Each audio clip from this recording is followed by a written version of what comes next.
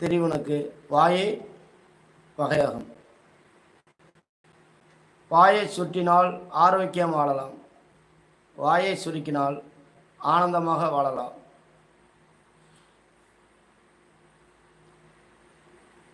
இதிலிருந்து என்ன வழங்குதுண்டா, படுத்துக்கொண்டே நம் கனவு கொண்டு இருந்தால் நம் வாழ்க்கை வாய் மீறி சுருட்டித்தான் கிடக்கும். நம்ம வாயை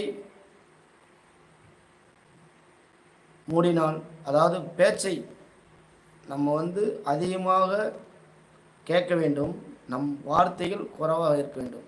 அப்போத்தான் அது சிந்தனை துளியலாக இருக்கும், நம் வாழ்க்கையும் நல்லா இருக்கும்.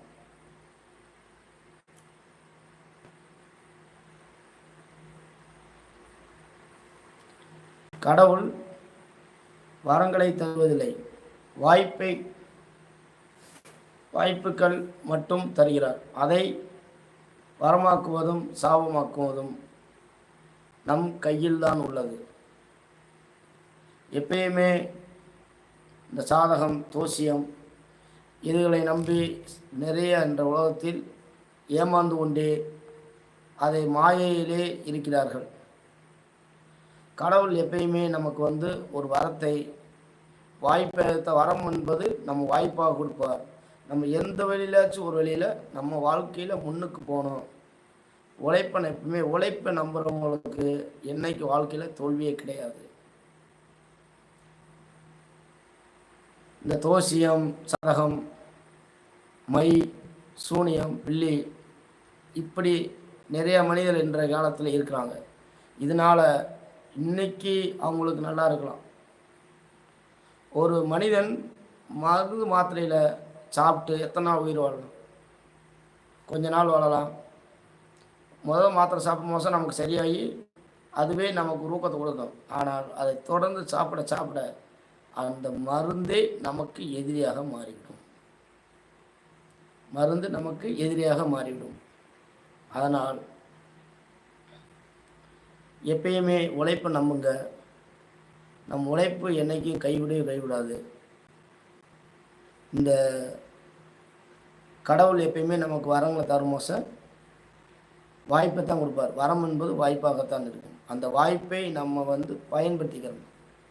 யார் ஒருவர் நமக்கு கிடைக்கும் வாய்ப்பை சரியான முறையை பயன்படுத்துகிறாங்களோ அவங்க எங்கேயோ மேலே போயிட்டே இருப்பாங்க. வாய்ப்பை மட்டுமே என்றைக்குமே இழந்து விடக்கூடாது.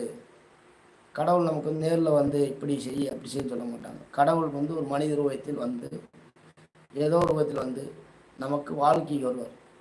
ஒரு வாய்ப்பு இருக்கும்போது அதை நம்ம சரியான முறையில் பயன்படுத்தணும். அப்போ தான் நம்ம வாழ்க்கையில் முன்னுக்கு செல்ல முடியும்.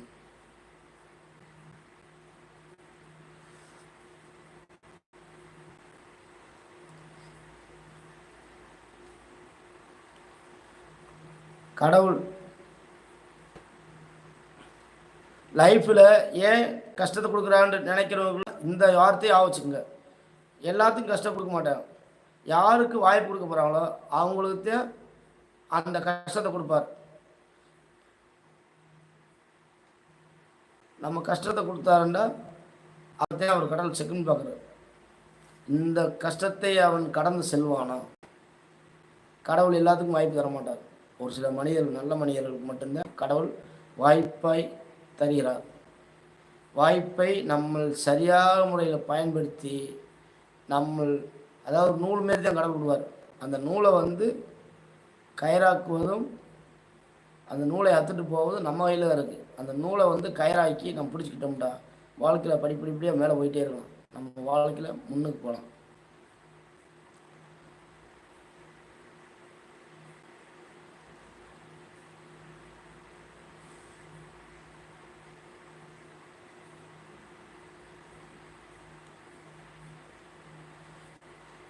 வாழ்க்கையில் என்றைக்குமே நன்றி மறந்தவர்களை எண்ணி நீ நிம்மதி இழக்காதே. உன்னுடைய உதவி மனிதர்கள் மறந்து போகலாம், ஆனால் படைத்தவன் மறப்பதில்லை. இந்த உலகம் இன்னைக்கு போலியான உலகம் அப்படித்தான் இருக்குது. நம்ம செய்ததை அப்போதைக்கு நம்மளை யூஸ் பண்ணிக்கிட்டு அடுத்து தேவையில்லை.